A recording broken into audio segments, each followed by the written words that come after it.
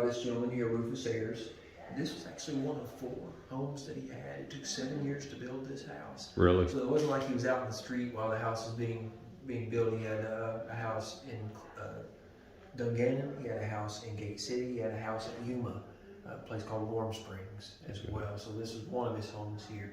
But this construction on this house started about 1888, and it took, like I mentioned, 7 years to build it. A lot of that wasn't necessarily like they worked and toiled on it for 7 whole years. A lot of it had to do with the cash flow, and as money was coming in, because Mr. Ayers had interest in everything coming and going at the time, from timber to coal to the railroad, to a lot of the different industries, steel mills, different things, rock quarries. He had interest in lots of different things at the time, so he had money coming in from different directions at different times. Okay. And so work on this would really depend on when the money was coming in, to be honest. Okay. As far as that, the outside of it, if you notice, when you go around the outside, it's kind of 2 different colors. There's a lower, lighter part that's all limestone that was locally quarried off the banks of the Powell, which is not too far from us at all, right here.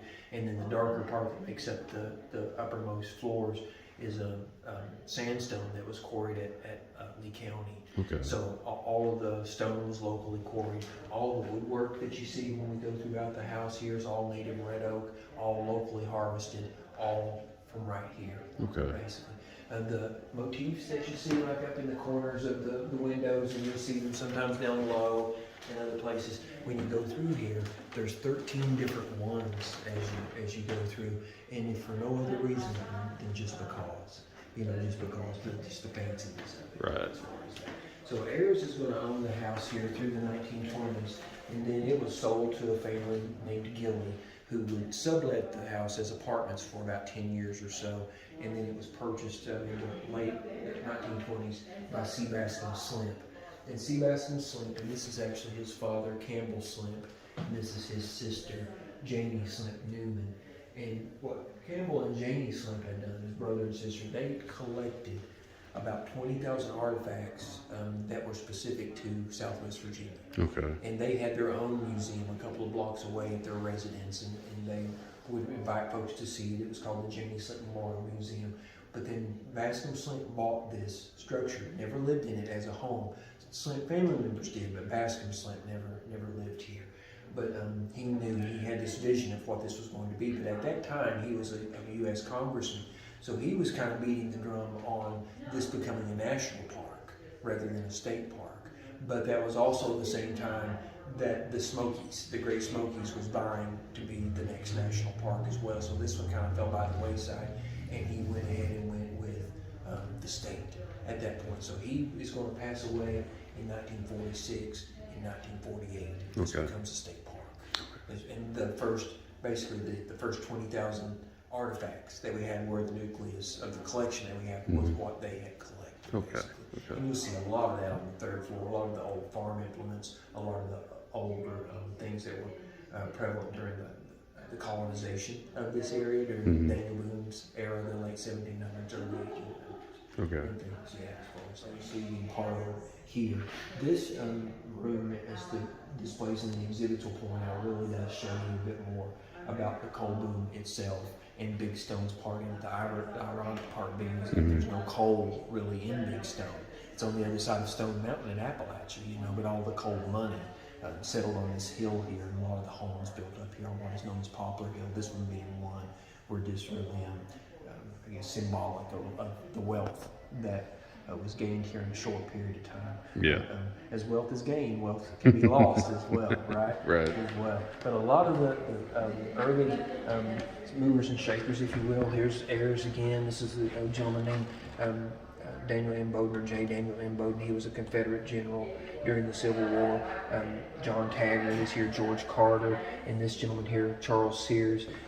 He started the newspaper here. He was very instrumental in the railroad. He actually would develop the railroad to get this coal to markets otherwise, like in the Carolinas and Tennessee and Kentucky, even up as far as Pennsylvania and Delaware as well. M. Bowden, when he came in here, was one of the first to really see the potential. At first, they thought that this was going to be a place for to mine ore for steel. And they started that operation at first, and then they saw that the ore was not good quality. It made kind of like a pig iron, or, you know, like a pot iron or pot metal, I guess, if you'd say. But M. Bowden was like, well, if you don't like the ore, this entire place sits on a bed of coal. And then the prospectors and the folks that had interest from mostly from Pennsylvania came down and sent him back to do a couple of more surveys and different things. But he's really the reason why the interest came from Pennsylvania. Was his trips down here. As far as that, this artifact is pretty cool here in that it was built by a gentleman in Appalachia who had no formal engineering training, no training whatsoever in train making or any of these things, would go to the train yard, the interstate yard at Andover in Appalachia, and would study and sketch and draw and look at the actual engines that were there, and would come back and tinker and work and make this train here. And this train actually operates. It actually will burn coal, it will burn wood, it will produce steam, it will produce pulling power and what have you. But all of it is handmade. And for years it would sit in a storefront in Appalachia. This would have been built in the 1930s, early 1930s. And it would sit in a storefront in Appalachia for years before it was donated to the museum as well. But a lot of people like this thing, especially kids. Again, a lot of the timeline here is talking about really the boom, bust, and rebirth, as it says at the top. And a lot of folks think that coal, you know, has always been the bread and butter of our culture here as far as the way that folks make their money here. But there has forever been booms and busts in coal, you know, just depending on market conditions and what have you. A coal boom and a coal bust, nothing new. I always like to point out these the other houses that were here, as I mentioned, on Poplar Hill. This is an image of this home when it was completed as a house. As you notice now, when you go outside, it looks hardly anything like this. You know, a lot of the what makes this your typical Queen Anne style would be, you know, these big opposing gables, the balustrade, the wraparound verandas that were on it, and all the porches and different things. A fire changed the roof line in the 1920s, and the state actually removed these porches in the 1940s, and it gave the building a decidedly more public or institutional look rather than a home as far as that. And these homes are also relevant to some of the folks that had to do with this house as well, but these still exist and still survive on the hill behind us. This was known as the Wentz home. You can see it actually in this photograph here, so it's been here as long as this one has as well. This one we call the Goodloe home. It's also the Trigiani home. It's where Adriana Trigiani grew up. Right. So it's also related to her. And this house also sits about a block behind us as well. The gentleman here, James Ayers, and this is his new bride. And this is the son of Rufus Ayers, the man that built this house. And this was his wedding present. Oh. Yes. Sweet, right? Yeah. I have a bit more of what it would have been like to have been a mine, or some of their implements, some of the equipment that they would have used, especially during the early days of mining, before safety regulations, before labor regulations and things like that. They would send folks into the mine with just a soft cloth cap. There was no thinking of a hard hat at that time. The carbide lanterns here were used heavily and are still used by folks that like to go caving or spelunking, as it is, because it is a very efficient way of lighting. It burns a very bright white light. When it burns, it doesn't produce a lot of smudge, and they will last a long time with a little bit of fuel. But they're still popular, like I said, among cavers and things as well. A lot of times the flask would have been used to carry the carbide, and then basically carbide mixed with water creates a settling gas, and that's what actually burns. Imagine how long it would take to drill a hole with this breast auger here. So you're leaning against this with your chest. That's where you're putting the pressure. And you're turning along this line here. And this, depending on how big the bit was, they could be longer or shorter. But the bit would be going back into the coal seam, and this is what would have made the room for your explosive charges. And so those would have been very surgically placed, so they could remove just what coal they wanted to and not cave the whole thing in. So that was an art form in its own right as well. Yeah. you've heard the adage, the canary in the coal mine, right? There's actually a small cage for the canary that would have been taken into the coal mine, and if the canary dies, that means your oxygen level is low, and you need to get on out. Yeah, so they would have literally carried a canary into the coal mine. Mantle, it doesn't really fit much of anything in here as far as decor goes, and it was not original to this house, but the Slemps, when they owned the house starting in the late 1920s, this marble mantle was added by the family at that point in time. So it's not original to the house. It's still kind of cool, Italian marble, but it's not necessarily original to the house. Base here, we chronicle and try to bring out some of the items that would have been typical during the Victorian time, typical when this house would have been a home and would have been in use as such. So a lot of the things that we have here are from the families that would have lived here, be it the Ayers or the Slemps, as far as that goes.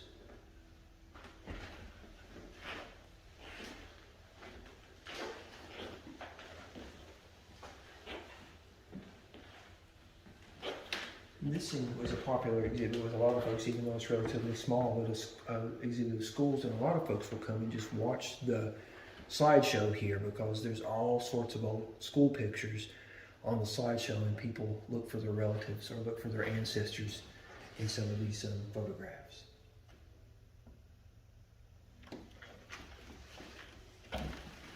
This room, we know when the house was a home, was a bathroom.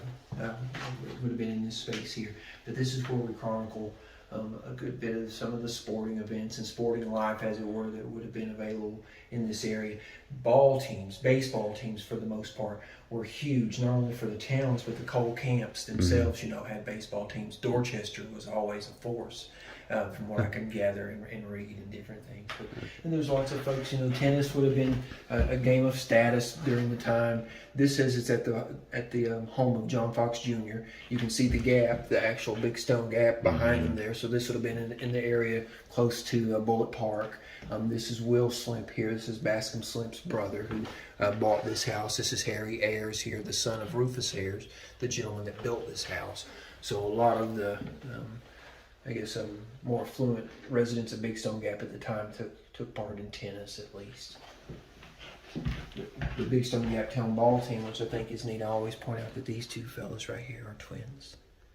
Even though they're not standing next to each other, it takes a second to point that out. Yeah. Big Stone Gap as a town has also sort of adopted this particular logo. You'll see it on their t-shirts, on ball caps. Their town employees wear clothing that has this on it. Sometimes they'll put banners on the light poles and things. But they actually sort of I'm not going to say they reinvented it, but readopted it from what they saw here on this old baseball uniform. Yeah. We'll see Bascom Slemp in his time in politics, in his time here. He did attend VMI as a cadet. He had the highest GPA recorded at VMI for years and years. We go back to VMI and actually teach math. Here's an image of him as a professor at VMI. Here's an image of him as a cadet right here. His father, Campbell Slemp, was a congressman from this end of Virginia for years and years, and then upon his death, Bascom Slemp would basically take up his seat in Congress. That happens a lot of times. Okay. But he would also go on to become, this is President Calvin Coolidge. Here's Bascom Slemp. Slemp would have been termed at the time Coolidge's private secretary, but it would be in turn what would be like a chief of staff position today. Okay. Been very politically connected for years and years, had his hands and thumb on the scale as far as local and even national politics for this area for years. So you worked with FDR? Yes. Yes.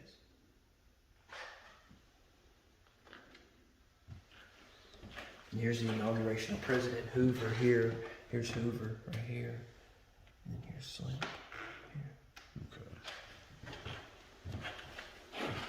That chronicles a bit about him in here and some of his accomplishments. Now, one thing I mentioned that the Slemps, Janie and Bascom, one thing that they did was collect, and we wouldn't have a museum if they hadn't collected, right? But they collected, I mentioned, a lot of Southwest Virginia specific things, but they also traveled the world, and they would bring things back from their travels. And a lot of this was brought back for the benefit, and they knew full well why they wanted to bring it back was for the benefit of folks in Southwest Virginia. They would bring things back like priceless things like these, because they knew full well that there were people here that lived in this area that would never ever get to see things like this. Right. And so they brought it back for that reason. They brought it back for that reason. So lots of things people say, oh, what's the oldest thing here? Is it the house? You know, because it's pretty old. We have things going back to 2000 BC or over before, you know, as far as that goes. Yeah. And you see how much I've been on board with ship there as well. We have a full set of it's mint in China, but this china was actually designed for and given to a gentleman named Benjamin Disraeli, who was the Prime Minister of Great Britain at the time, Queen Victoria's Prime Minister. This basically would have been given to him by Queen Victoria. How the Slemps got their hands on it, I'm not sure. But it's cool. It's cool. Yeah, And what that we is. have here is just a sample. We have, like I said, the full place setting, otherwise in storage. Okay. A lot of folks, when they come over, they'll have a look at this, and some folks will think it looks kind of like a casket or other things. But this is Italian. This is from the 1500s. It's actually called a cassone, and it is a more or less a hope chest that would have been used by somebody that would be expecting to start housekeeping and marry and different things. But yeah, and one thing about this museum that's kind of interesting is the amount of trust that we have in our visitors, because there's nothing keeping anybody from touching or experiencing this maybe negatively, but there's a knock on wood and with fingers crossed, folks behave here, and that's a good thing, Yeah. because we're trusting them a lot by having the artifacts like this. Yeah. These paintings, these are more things that the Slemps collected. Masterpieces, if you ask me, but I'm partial to some of these things here. The museum has had 6 of the 8 here restored. These 2 still have not been. You can really, when you look at them, you can tell what has and what has not. This one over here that shows the band was as dark as this one here before it was restored, and little tiny things, little details that jumped out once it was restored. You can see the gentleman here on this one on this end and the one on the other end, and they have brass rings on their fingers. You couldn't even tell little things like that before it was restored, and now every little detail kind of jumps out at you. Oh yeah. And James True, I just refer to him as Mr. True. There's an image of him right here. And Mr. True was brought to Southwest Virginia as an artist during the era of the WPA, during the Great Depression. He was brought here by C. Bascom Slemp. Had a hand in several artistic mediums, could paint and sculpt and do things. But one thing he did a lot of are these dioramas. And dioramas are kind of going the way of the dinosaur in museums. They're just kind of a medium that's not practiced that much anymore. But Mr. True had produced several dioramas. This is just an example, but when he was here and before the museum was revamped in the 1990s, there were several of his dioramas on display. These little miniature scenes. There's this one, and there's one up on the 3rd floor that's still on exhibit. Yeah. And then this side just shows some of the things from early public service, if you will, like fire and police, and how the towns kind of got those things together. They realized they needed a police force early on. They realized they needed a fire department kind of early on. And some of the ways that they would muster those individuals together is kind of interesting. And then also, fraternal organizations were huge, like the Freemasons and the Odd Fellows and a lot of the other. And that's Knights Templar. It is. Yeah, I think it's neat too. We did a few change in here. It's kind of a rotating room, so we do take things in and out of here sometimes. These are carvings by a gentleman named Leonard Honaker from Honaker, Virginia. And this is one of these cases, and you may have heard or know others, where people don't, especially artists, maybe don't realize their talent until way later in life, right? And Mr. Honaker didn't start whittling or carving until he was retired in his 60s. And then he was prolific at that point. He would produce all sorts of things. This is just an example of some of the other pieces that we have of his collection. But this is folk art at its finest, if you ask me. Yeah. If you ask me.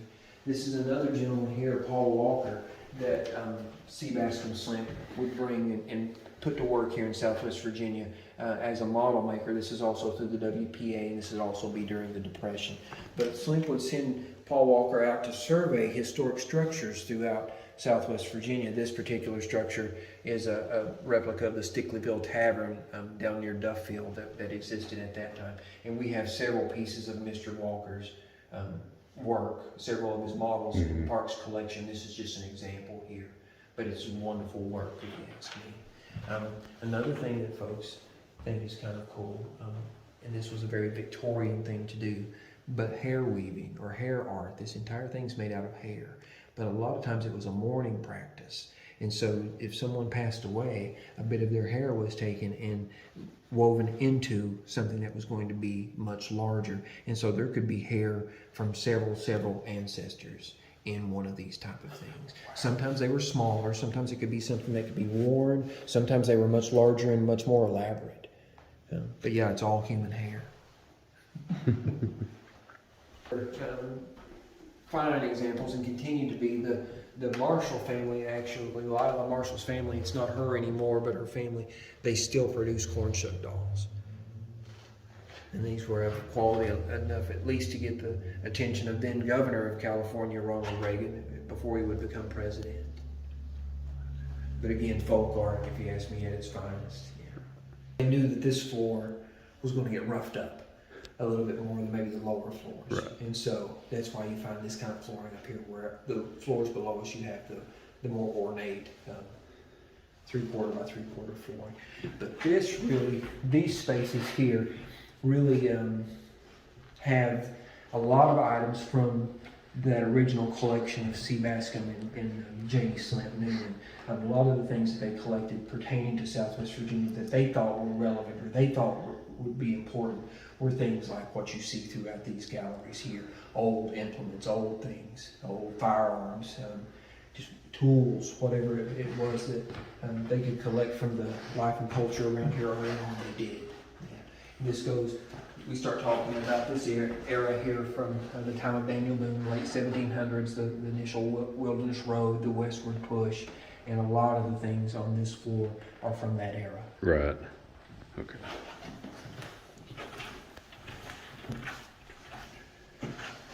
I love timelines. Kind of a synopsis. It'll tell you the differences of things that happened and things that occurred. Another thing about this museum, you see these are actual artifacts. They're actually tagged artifacts, but it's right here for anybody that wanted to have a look at it, a much closer look. Again, tools and implements in here. Here's another breast auger like we saw downstairs, but not nearly as long as far as that goes. This is an old, what they would have referred to as a boring machine, but it's like a drill press, basically. Mm-hmm. Old planes for different things here as well. And I would not be surprised at all if some of these tools, we know some of the tools downstairs that we have were used on the construction of this house. Mm-hmm. As far. One thing that you'll see throughout the home here, we have one of these on every level, in most places several rooms, but this is a hygrothermograph, and this is constantly measuring relative humidity and temperature. And we like to keep things in a sweet spot for the sake of the artifacts. Usually somewhere between 45 and 60% humidity is the happy place. If you have too much humidity, you're going to have mold and some other things. If you have too little humidity, you're going to have dry rot. So there's a kind of a happy medium or a sweet spot in the middle, and we try our best to keep it there. The same thing with the temperature. The hotter it is, the more humid it's going to be. Mm-hmm. So when you keep the temperature a little lower, everything's happier. Mm-hmm. But we collect data from these 3 times a week. They run for a month, and then we change them out and things. But it lets us know what's happening in this environment. Okay. Different implements here as far as that goes. Cider mill, this is a corn shelling machine, and these would have been huge technological advancements during the time period. Here's a washing machine with the wringer on it that predates a lot of Even the ones we think are old now, this is definitely older than that. Old churns, old washing machines here. These churns with the different mechanisms. This one swings back and forth. This one rocks like a baby's cradle. Have these little inspection windows so you can look and see what's happening inside, so you don't have to keep opening it up and possibly contaminating your butter or whatever you're making. Another old washing machine here. This would have been your agitator during that time period. So a little easier than rubbing it across the washboard, but still pretty physically demanding. Trundle bed here. You can see the trundle that's underneath that would pull out. This would be a space saver, and this would pull out, and you could sleep on it as well. Usually it would have been with a feather tick or like a down mattress or straw, basically. And you can see this is a rope suspended bed here as well. Another, see down here the ropes. And you've heard, again, the old saying, sleep tight. That's where that comes from. Tighten up those ropes before you go to bed. Okay. Sleep tight, don't let the bed bugs bite, right? And you know, we couldn't talk about Southwest Virginia without the obligatory moonshine still, as far as that. But moonshine still here, we actually have a couple in the collection. This is just the one that made it onto permanent display, but we have others here as well. But yeah, moonshine and moonshining, I think, is a big part of, or at least it's perceived that it's a big part of the culture here as well. This is another one of the dioramas that I'm sure you would have made this one, portrays a blacksmith shop here. But like I said, a lot of these here are approaching 100 years old at this point. Okay. Quilts, we have a lot in the collection. These are not, all this is not at all that we have. This is only a small sample. Quilts are some of my favorite things, simply because I think about all of the work that goes into them, all of really the person that goes into creating one of these quilts. Just one of them, and we have lots of them that we have in the parks collection here.